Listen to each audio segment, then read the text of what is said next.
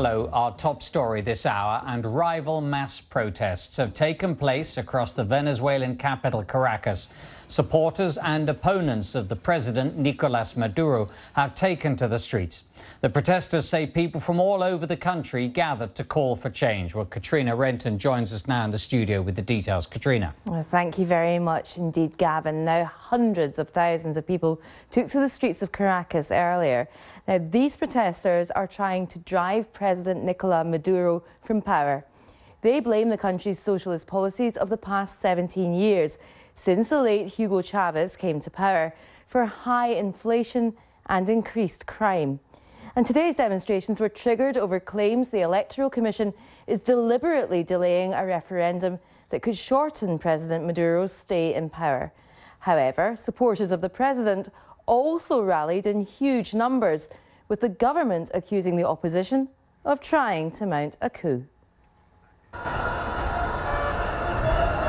It's been dubbed by some as the takeover of Caracas. Dressed predominantly in white, people marched through the streets chanting that this government will fall. Opposition leaders say their protest has gathered at least 1 million people, demanding the right to vote the president down. The answer is overwhelming. The Venezuelans are fighting for a recall, for a constitutional solution, so the people, through an election, get the country out of crisis, and so we can have a solution. Protesters say they've had enough of the governing United Socialist Party's policies. They hope their demonstration will pressure the electoral authorities into allowing them to go down the route of a referendum for a change of government.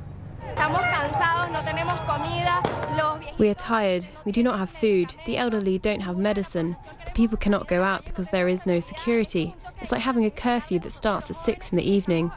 The young people are leaving, and that isn't right because there is so much potential here, and we want President Maduro to resign, to leave. We want a recall. Supporters of President Maduro, whose party has run the country for 17 years, have also rallied in large numbers. It's understood a number of opposition politicians were detained before the protests began. The president said they had defeated a coup attempt. Capturamos! We captured top members of the right wing who wanted a coup and who had plans to place bombs, had weapons, thousands of counterfeit dollars and thousands of actual dollars, who had plans to attack their own people. There were some violent clashes towards the end of today's demonstrations, but it's said on the whole the protest was peaceful. The president has vowed there will be no referendum this year. Opponents say they'll continue to campaign until the elections are held. Timing is key. If a referendum is held and goes against the president before the 10th of January, new elections will be held which the opposition believe they can win. But if the president is defeated in a vote after that date, the vice president would replace Mr. Maduro and the socialists would thus remain in power. Gavin. Katrina, thanks very much indeed.